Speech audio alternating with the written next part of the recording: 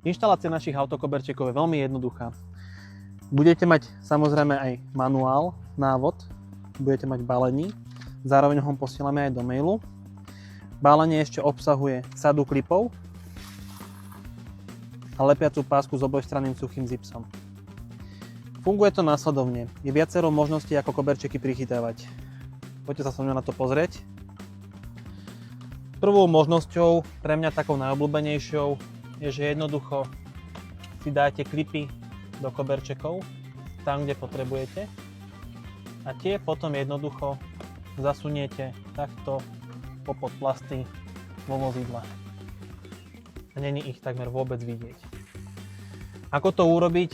Je to v princípe veľmi jednoduché. V prvom rade si najskôr treba vyskúšať, či samotný klip na miesto, kde ho chceme umiestniť, sa dá strčiť.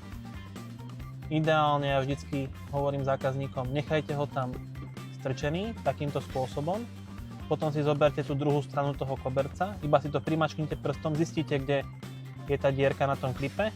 Takto dvomi prstami držte a jednoducho druhou stranou toho klipu prepichnite tadiaľto a zasunte do seba. A jednoducho potom zasuniete popod plasty vo vozidle.